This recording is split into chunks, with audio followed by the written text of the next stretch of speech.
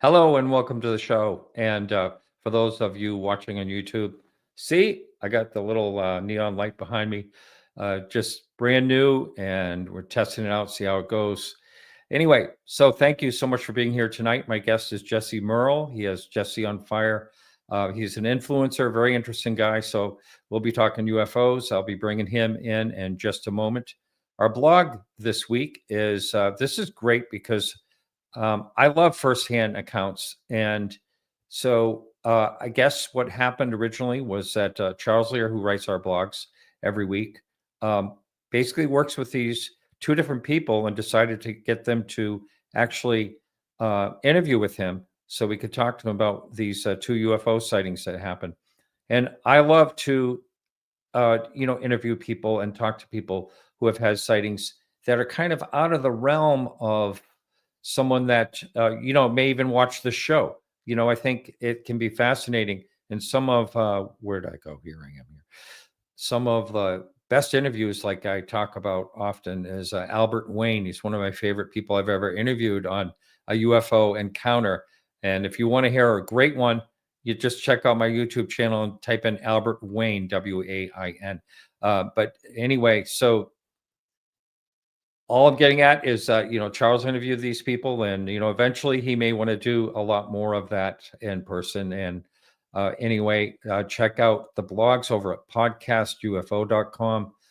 Thank you for supporting the show. Anyone can do that for just a couple of dollars a month or more, and you don't have to listen to the ads and the audio that way. If that's the case, I really love when people are here live. Thank you all for being in chat, and there's a lot of the regulars in here. Mendy's here, Duckhead, Shelly. Oh, good. Shelly, good to see you. Christopher Alexander and Dispatch Center. And so all, thank you for being here. And I will, when it's appropriate and you have a question, I will pop it up on the screen and ask our guest if it works with the flow. So I think that's it for now. Thank you. Thanks again for being here. And whoops. Well, where are you? Okay, let's see. Here we go. Sorry about that. Oh, hey, good to see you, Jesse. So thanks for being here. Thank you for having me on. So Jesse, you've been doing this online thing for quite a while. You get quite a following, I saw. And so how did you get started in all that? So I started my YouTube channel, like where I really focused on building it. I started on TikTok at the end of 2019. And then I pretty quickly moved all of my focus over to YouTube in April of 2020. And I've gone through, my goal always was to be able to cover any kind of topic that I want. I figured the easiest way to build would be to pick something kind of niche-y that I knew really well. And so I kind of grew on combat sports initially.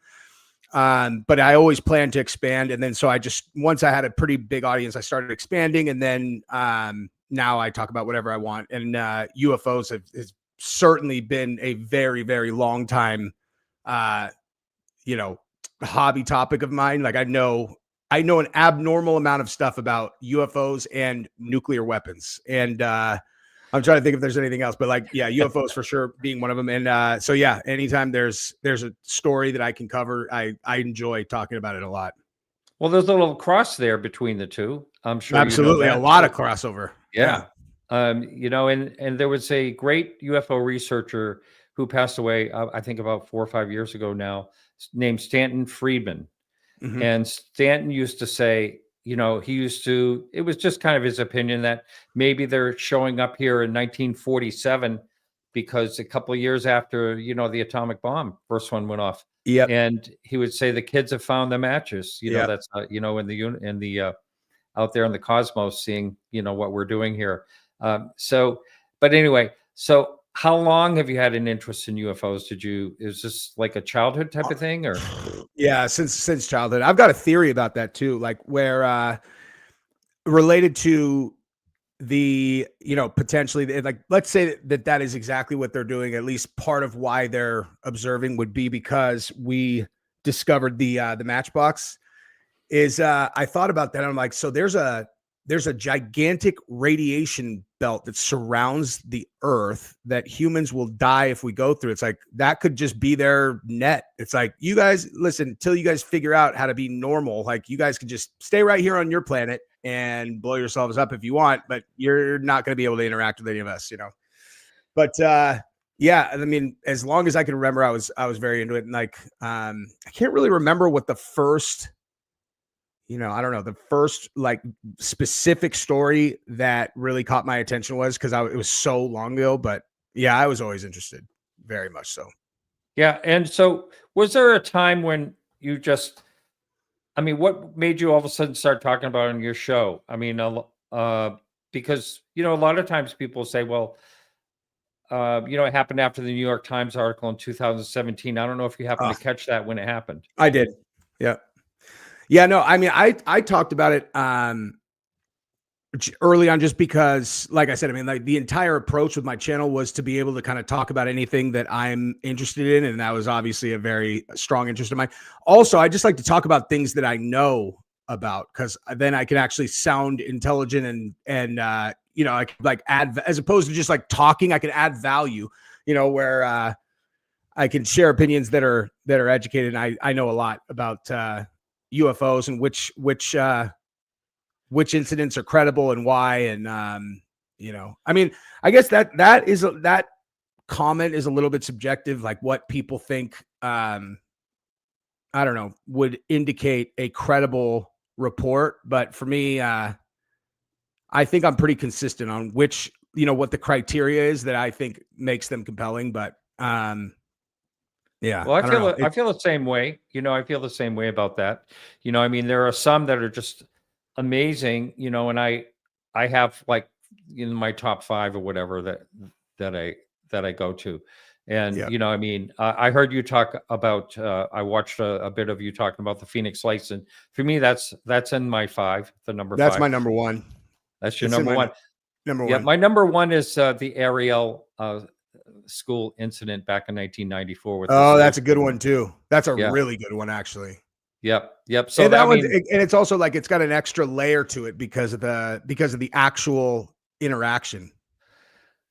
oh yeah, the interaction. And you know, I've had I don't know, 4 of the witnesses, you know, that are, you know, adults now on this. And you know, Selma Siddiq, I mean, one of the things, she was 4 feet away from one of the beings, you know, basically, and she describes it so well.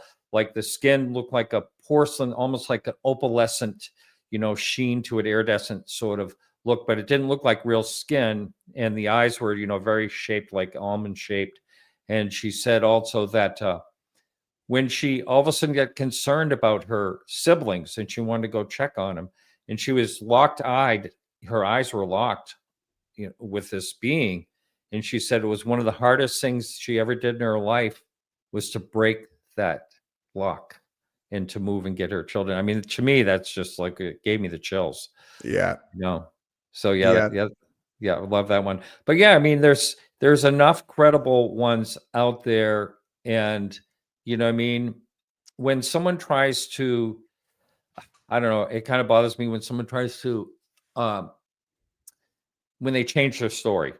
So Of to course. me, you know, when you talk about credibility, I mean, if something happened and it's so good, then it doesn't need any changes or anything. And one of the things I say, Travis Walton, I've never heard him change his story. Same. Since, you know, he's never I was changed going to it. say that one in terms of abductions and interactions, that one's damn near bulletproof also, for the same reason. It's like you have multiple people who have been talking about it for what, 40, what was in the 70s or something, right? Like late 70s. 75. Yeah. Yep. I mean, that's such an absurd amount of time.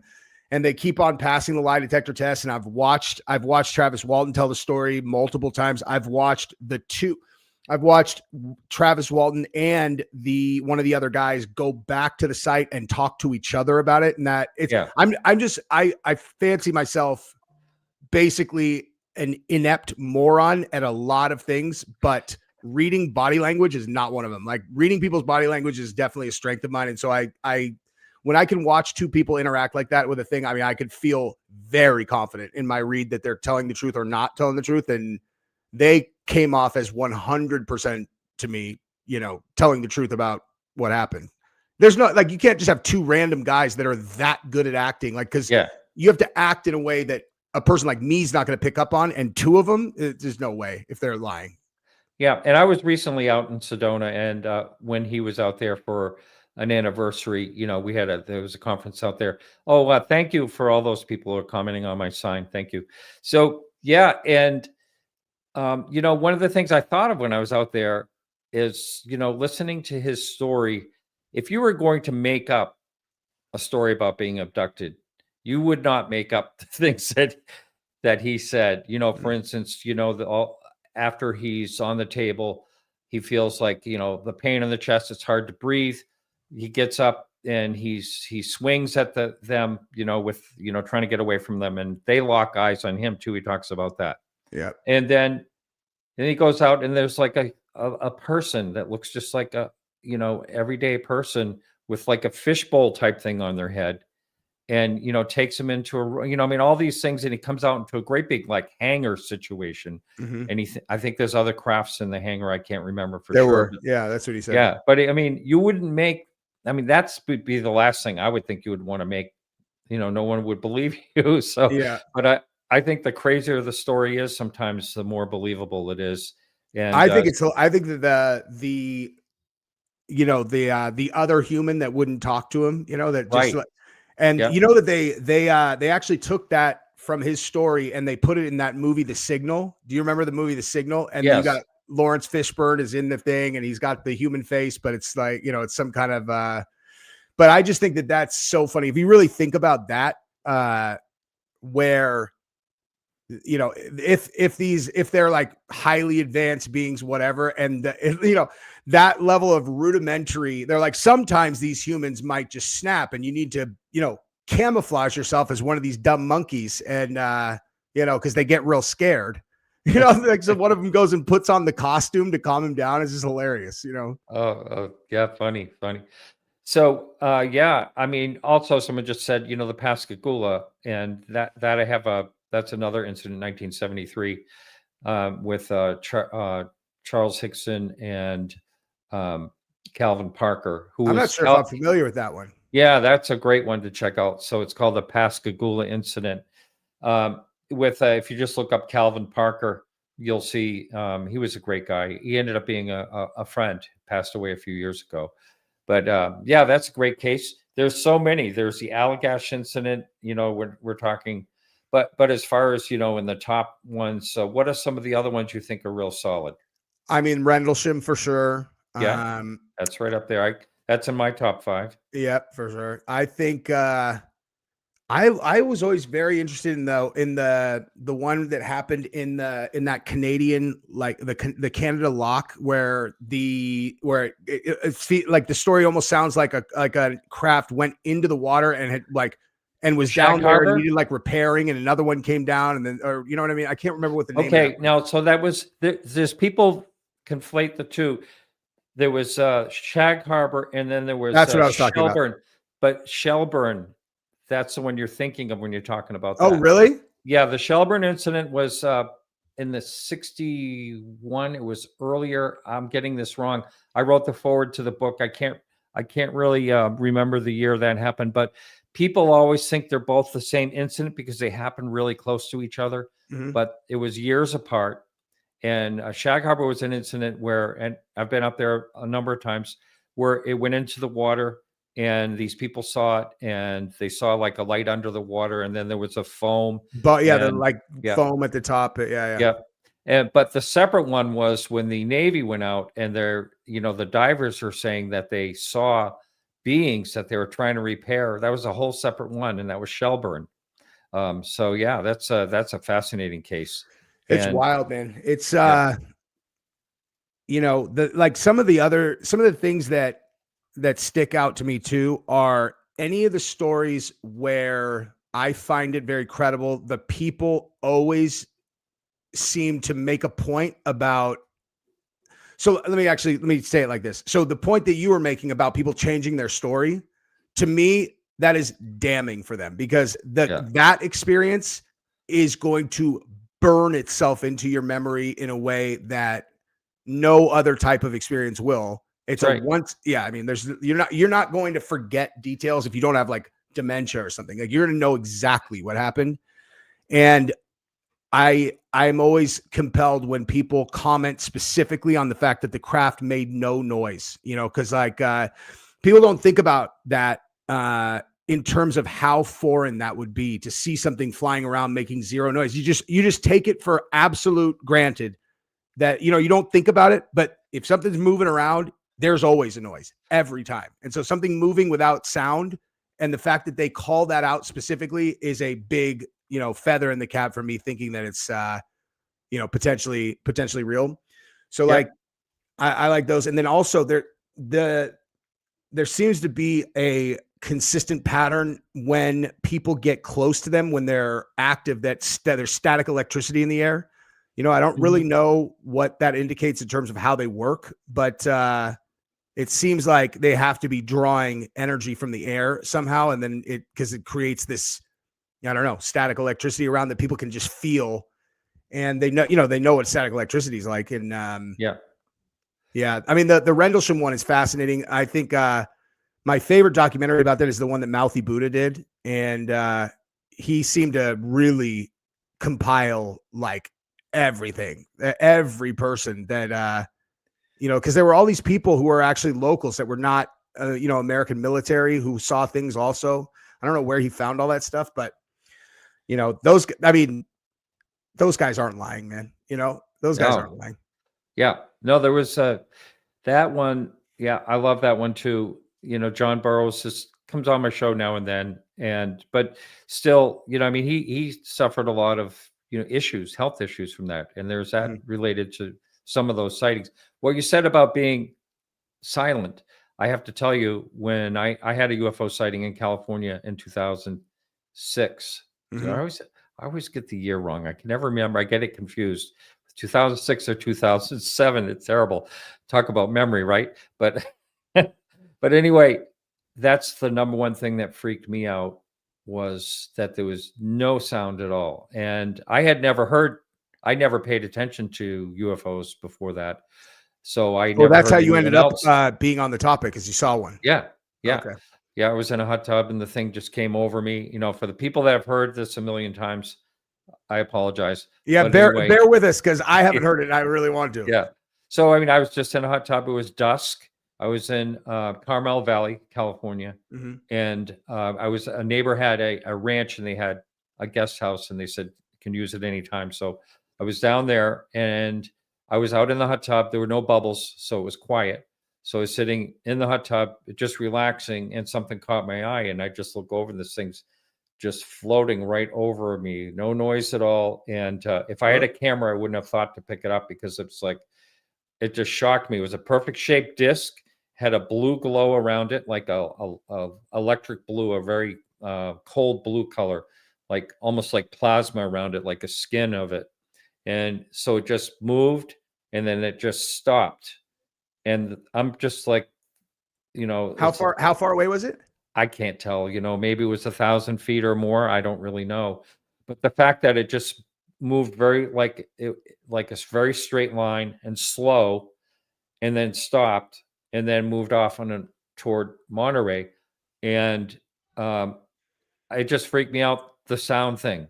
Like, there's no sound. And I jumped out of the hot tub, basically, went into the guest house. They had a phone on the wall, called 911, apologized. And then the dispatcher was very kind of mean, sarcastic, and put me on hold. And I waited and waited. It seemed like 15 or 20 minutes. I don't know how long. Finally hung up. And I thought, well, I'm not going to tell anyone about this, but I decided to. I was mentoring someone at an auction hall I worked at, and I told her. And I told her the story, and I said, geez, don't tell anyone, please. And so next thing you know, everybody's teasing me. In other words, she told everyone. So I felt like it was a lesson. Okay, just keep it to myself. And then eventually I was doing other podcasting, and I was doing one on comedy, and I was being interviewed. And this is how this show started. I was being interviewed, and he asked me, what's the weirdest thing that ever happened to you? And I told him the story, and he was teasing me like, was there probing involved, and all this stuff. So anyway, he calls, or we talked on the phone. This is Ed Krasnick down in Southern California. He calls me and says, hey, key words, UFO is a big word. He said, and then so I started thinking, well, maybe I'll do a show on UFOs. That's how I started the show. Yeah. Because I was already podcasting. That's awesome. And I'm envious. I saw a B-52, or I'm sorry, a stealth fighter in San Diego, and thought it was a UFO. Oh, of course. I mean, those things like that. I mean, I had never seen one before. And I mean, they were like, for one, I looked at it and was like, UFO for sure. And then I realized, what it was. And I realized I was right next to Miramar. But yeah, those are things that look wild. But again, you could hear it. You know what I mean? You could hear it. So it was, but yeah, I mean, I think that it's bizarre how people treat credible witnesses when you're like, you guys realize, like, we send people to the electric chair because they're eyewitnesses, and it's just them saying, yeah, I saw this thing.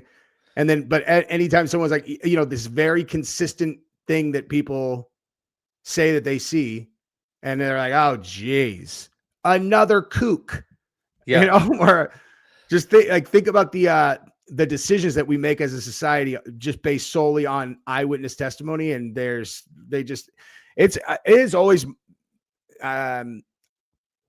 like surprised me how effective propagandizing the population is. It's just, I feel I'm pretty resistant to it. I mean, I would never say I'm immune to it, but like pretty resistant. And so I just watch and I'm like, this is so weird. Like, I don't know. I can't make heads or tails of why people get treated like that. Right. And I'm trying to think, just having a mind jag here. 1953, what was the report on UFOs? But it was basically to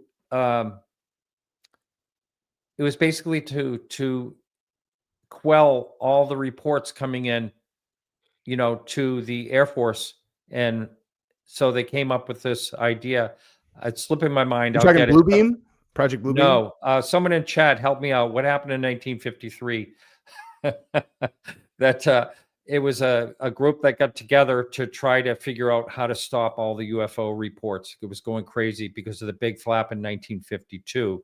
And so it was basically to ridicule people.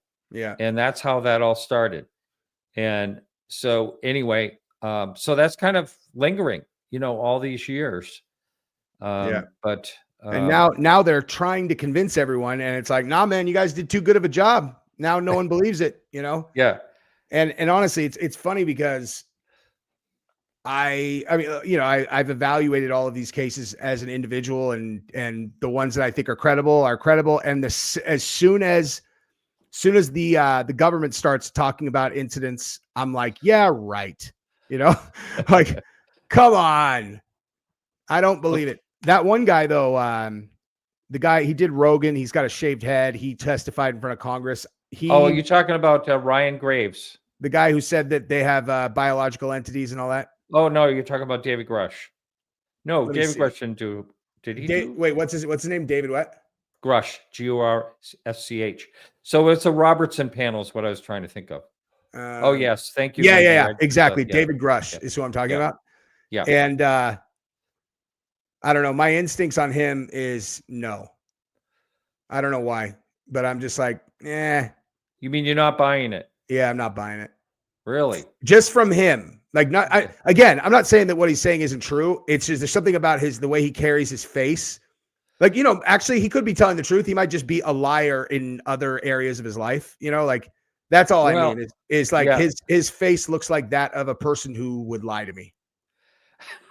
Well, he also is a self-admitted having a little bit of Asperger's, being on the spectrum a little bit. So, I mean, that he does, people say that he, there maybe acts a little different. But, that's fair.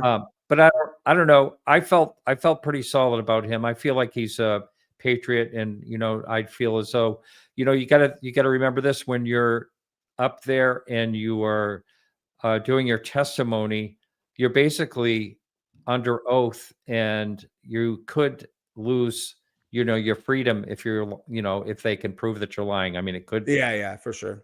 so there's all that. I was at both of those hearings, and I think I got a picture of the one. I got a picture of him right here with David Fravor. Fravor, I believe. Oh yeah, Fravor, I definitely believe. yeah. Fravor's great. Yeah, I sat behind him. Yeah, I think that's he is. I mean, here you go, right there. You have a witness that they don't put dummies up in those things, in those multi-million-dollar machines.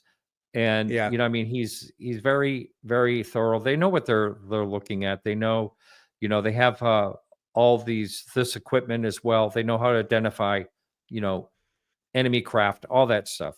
So yeah, and also with Fravor, like it's also the little things where, they hey, what did you think?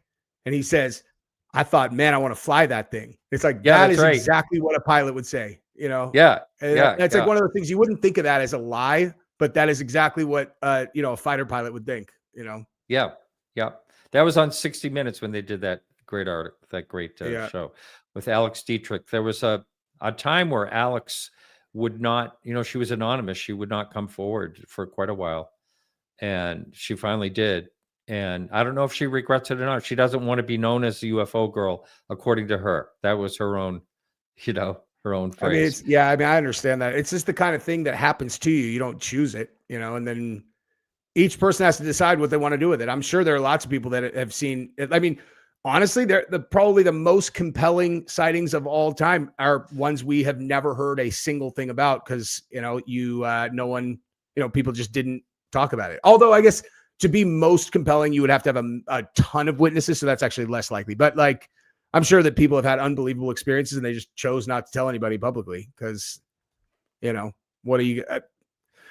I've always thought that when people are looking to the government for a bunch of very specific answers about what this phenomenon is, I'm like, why would they know any, I mean, maybe they have like some information, but there's a high probability in my mind that they don't know that much about them either, where the technology is so advanced that what could you really figure out, Yeah, I've often said the same thing on this show, that I don't think they know the complete picture. So that's why I think disclosure is going to be very hard for them because they can't say for sure what they are and whether they can protect us, with things flying around in the sky. So yeah, that's true too. And I had an FBI, a retired FBI agent named Chris Pihota on my show last week. He was in the FBI for 25 years. He was a division head. So he was third in command. He ran an entire division or department. So he reported to the deputy director, to the director. He's really, really high up. And he and I had been talking a lot since the Charlie Kirk case. And what I had said to him was, I had always watched how the government handles disclosing information and how they are so cagey and they would never release any information. And I always just, for whatever reason, interpreted that as they know, but they're choosing not to tell me.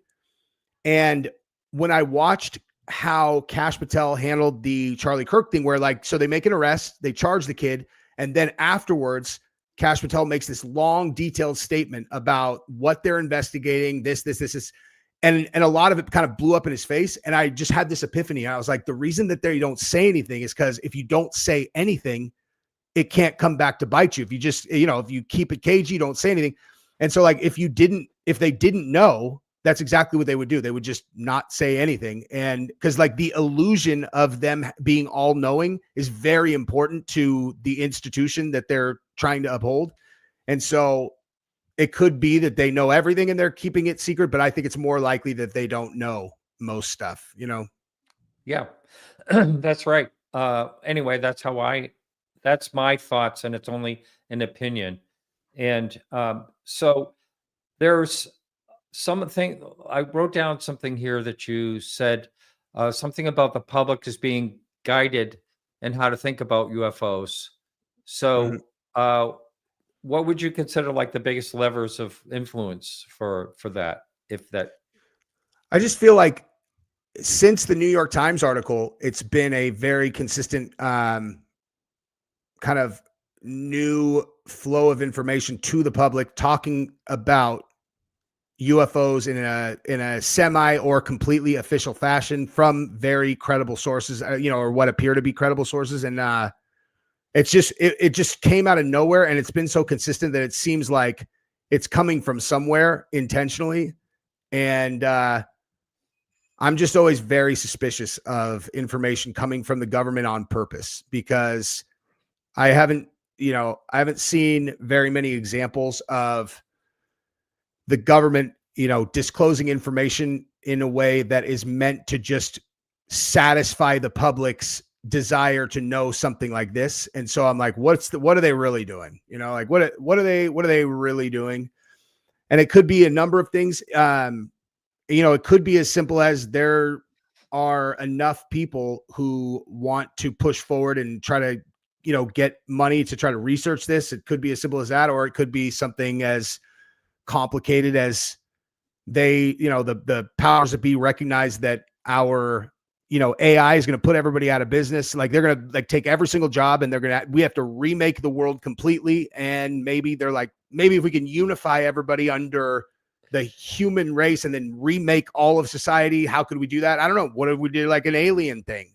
I have no idea. And I don't know what I'm looking at. yeah, no, I mean, I think of that often about. I think about AI quite often. And by the Yeah. way, there's a great podcast out there.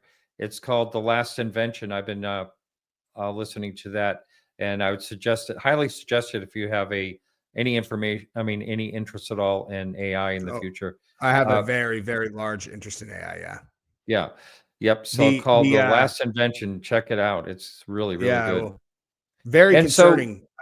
The 90% of the time when they choose to kill the human, if they think it's going to keep them on, like I don't understand how everybody's just cruising right through that study. It's like, yeah, so we tested Grok. Grok does it 85% of the time. ChatGPT does it 90% of the time. They blackmail the guy. Then they move on to the scientist that's responsible for turning them off is trapped and needs help, puts the call in, and then does the AI actually put the call in, or do they let the guy die, and they let him die 90% of the time?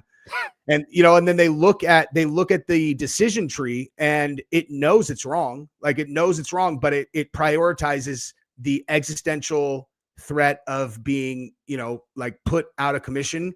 Yeah. And to me, that indicates one thing, which is that I don't know why anybody's not talking about it. It's like everybody's wondering, like, oh, when is AI going to become sentient? It's like it already is. Obviously, it's like getting there. Yep. And it's one of the only, some of the people behind it. It's one of the only segments I can think of where they actually are asking to be regulated. We really need to regulate this, but we can regulate here in this country, but what's going to stop? It's almost like who gets there first wins type of situation, and there's going to be wealth in such few hands. It's just going to be changing. But I don't want to get too carried away on that. I'm sorry, go ahead. Yeah, but I don't want to get too carried away on this because we're here to talk about UFOs. But sure. Getting back to AI and the deepfake technology, do you think that will make disclosure easier or harder? I think it would make it harder. For 100% sure harder, because it just makes it where you don't know what you're looking at, and it's like you can still recognize AI created content in some cases, but I think in others you definitely can't. If you give AI some kind of like grainy video and you ask them to make it look just like this, except add this thing into it and make it look like seamless, it's going to look seamless, especially if it's not super high definition. And so how could you possibly, the holy grail everybody's been waiting for is this crystal clear video of some kind of interaction or whatever. And it's like, you can't, like, that's not the Holy Grail anymore because you can't trust that it's real, you know? That's And right. yeah, Well, yeah, I mean, since 2023, basically, we've been, I mean, things are just hard to trust. I watched a TED Talk where a guy was basically saying that he has a way to look at these things, and there's some type of noise that he can see in the AI that you can't see in a regular image or video. So I think there are, but you'd have to, it would cost money for you to check it out. It's kind of ridiculous. but also Um, that's current state, you know, that's right. all of this is going to That's keep right. getting better. And, Yep. you know, that's what I was just going to say about the regulation without getting too down the rabbit hole. Is just human regulation is irrelevant in the long run because, you know, Yeah. I know. We'll see what happens. yeah. But anyway, it's kind of, it can be scary. So getting back to aliens and whatever they are that's visiting us, Duckhead has a question here. Can we assume that they are not threatening to us? And anyone that wants to post a question, please do it in caps, and so I catch it. Thank you. Yeah, I mean, I would say that thus far it appears that way, that they're, you know, they seem to be trying to be somewhat of passive observers, you know, where they, you know, maybe they snatch some people up for this reason, that reason, but you know, like the Travis Walton thing, perfect example. It's like I think that was an accident. I think they accidentally hurt him, and so then they picked him up to put him back together. And you know, that could be just pure benevolence, or it could be that, you know, they have, like, there's a really specific reason that they try not, you know, it could be some kind of space-time continuum, who knows? But I mean, I've never seen anything that made me concerned about what their intentions might be, because, you know, like the stories where we're doing an ICBM test, they shoot the ICBM out of the sky. It's like, that seems like they're protecting us, you know? And the, you know, you're talking about the Big Sur incident. Yeah. With Jacobs way back. Yeah. Then they had Bill Nye, the science guy, play skeptic with him on CNN. And he, that was, do you know what I'm talking about on the CNN, the Larry King clip where Bill Nye was playing skeptic, and that dude was like, he just, you know, they probably asked Bill Nye, they're like, hey, do you want to you want to play the role of a skeptic on this panel that we're doing? And he just had no idea what he was walking into. And yeah, I think if I remember right, he gets really, really angry. He got really mad. Yeah. That's right. But yeah, I mean, you know, speaking of the Rendlesham Forest one, that one actually is weird. There's some weird stuff in that one that is not common. Like the molten metal that's dripping down from the, like, what is that? I've never heard of that in any other case. You know, what is that? Looked like an eyeball. Yeah. Bouncing between the trees. The only reason I think about that is just in terms of, can we assume that they're not a threat to us? I mean, it appears like there are a lot of different types of vehicles or whatever. And so you got to assume that there's more than one type that's here. So, but yeah, again, I've never heard of anything that gave me pause in the wrong direction. I mean, like the case in South Africa, right? That you referenced. I mean, they interact with us, and it's like, hey, you guys are going to destroy your own planet. Right. You know, you don't want to do this. This technology is all bad for you. Like, just relax, you know? And I mean, that seems pretty clear. They're trying to help us, you know? Yeah. There were several kids. I asked the ones that I spoke to, none of them had those visions, but there were several that did. And it wasn't like, it was basically showing the destruction of the planet, but not, and that was it. It was kind of like they saw like this movie playing, you know, but not how to fix it or anything. Just okay. So here's a question here, and this is for either one of us. I don't know. I remember you're talking about the Miami aliens. Now I think that was a hoax. I was at a mall or something like that. I can't remember exactly the details on that. The Las Vegas ones, I don't know what to think about that. You know, I mean, I know a lot of people have looked into it. There's been a lot of controversy. I don't know if you know about this. It was in a backyard. I know about it. Yeah. Yeah, I don't know what to think about either one of That one's a those, little actually. weird. I watched like that one is one of those ones where the video itself, that one seems like it is very likely that this was like, hey, let's make a, let's do a thing. They're like, they're like behind, I don't know. Their energy seems wrong for if that really happened, but Yeah, I generally default to skeptical until I am convinced, and that one just yeah, didn't convince me. yeah. Another one, I mean, that was well, I can't remember exactly how the Miami Mall one came about. Can you? I never looked into it because it sounds so ridiculous. Yeah, I know what they're referencing, but it was the like real Miami tall, if Mall I remember aliens, and right. I Something. didn't even look into it because it sounds so absurd. Yeah. But It'd be yeah, wild if it was real, though. I mean, yeah, I'm yeah, not saying it's fake. It just sounded so fake that I didn't even look into it. yeah. But again, I mean, there's so many really good cases. It's too bad that, it's almost, you could think of it almost as like a disinformation in a way, because, I mean, there's great cases. And then when the hoaxes come along and things like that, it's like taking another step back. It's like the Yeah. people saying, oh, yeah, people are cuckoo, so, What do you think about the cows? oh, the cow mutilations. Yeah. It's funny, I was just talking about that. Was it today? Yeah, I mean, I had a good friend, Chris O'Brien, that did a lot of work on that. Really great book. A lot of, I mean, after all the research he did for years and years, I'm talking over 25 years of research, he basically thought that, surprisingly, he thought it might be the military somehow Yeah. involved. I think that was like one of the things he came up with. But but there are some, there's some weird cases like what happened at Skinwalker Ranch and stuff like that. I'm When talking they're about years drained ago with their completely dry of blood, it's cattle. like, that's weird. Yeah, yeah. I mean, some of these things, I mean, they just it doesn't make any sense that it would be a predator.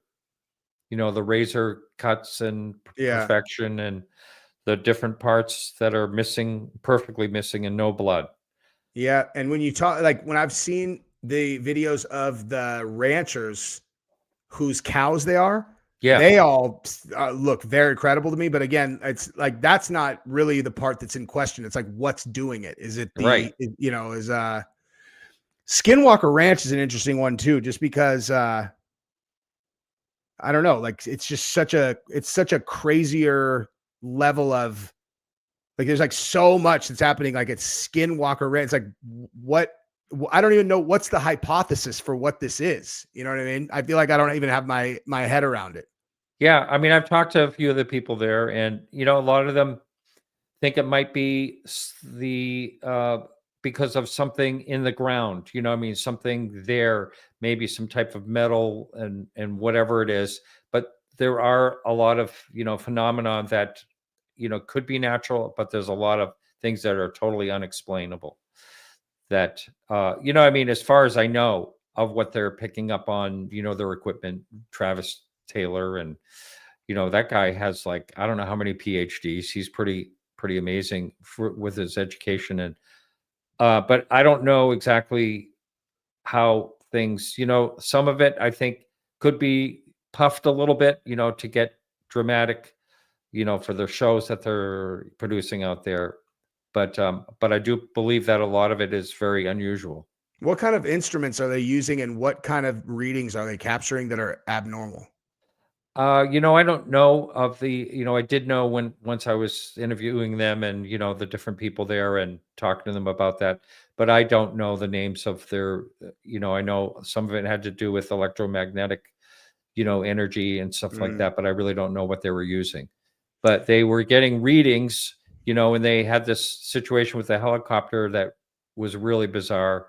And I don't know if they were ever able to figure out exactly what happened to that. But it was almost like it was moved and like they didn't know it was moved or something. It was in a different location or something like that in one of the seasons. I mean, that could explain it. It's the some kind of electromagnetic uh whatever that has to do with the earth that we haven't really figured out ourselves yet, and then that we figure it out and then you find out that, oh, look, right there is the most centralized source of this. And it's like, right, if you know, and it's right at Skinwalker Ranch, it'll be like, okay, well, that explains that, I guess, you know, but it's all hypothetical. I don't know what to make of it. I really am not like Skinwalker Ranch. I've not really looked at.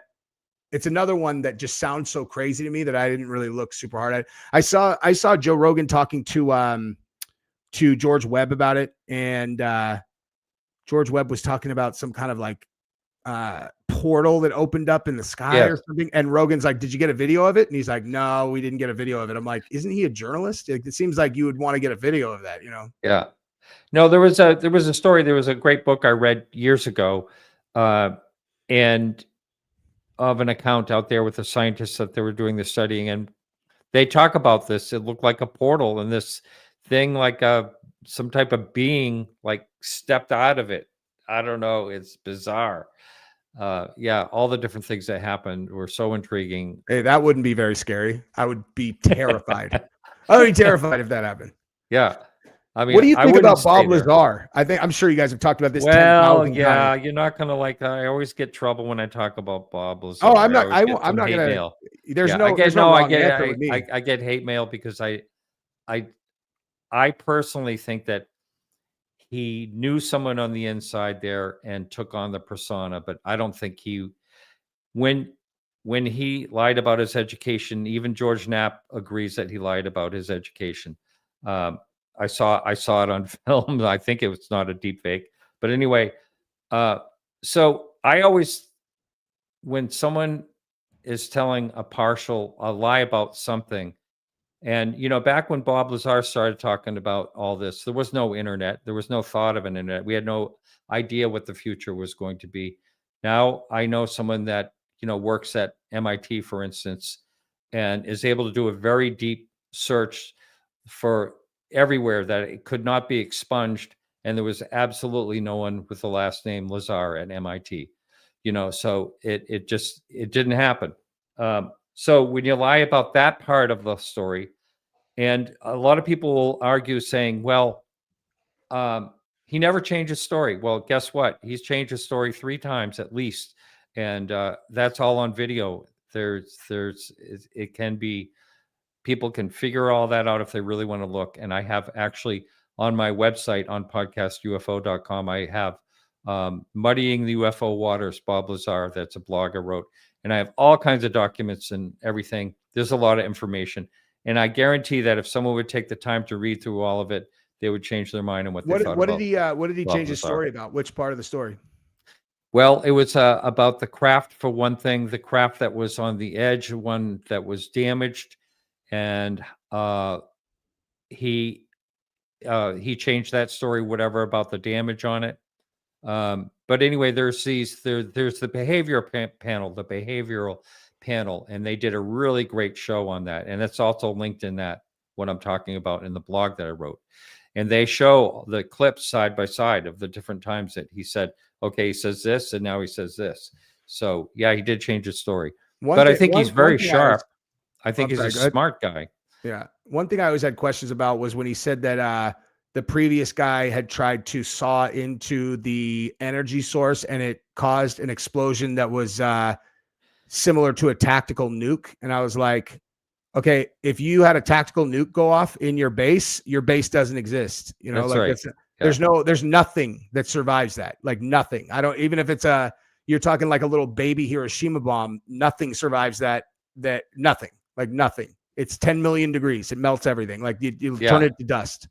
Yeah. But again, he never said he was there for that. It was just that part, like, I'm like, that can't be true, you know, but yeah. And then the element 115, you know, people talk about that. That was, and I think I forget what, it's a fraction of a second that it's unstable basically.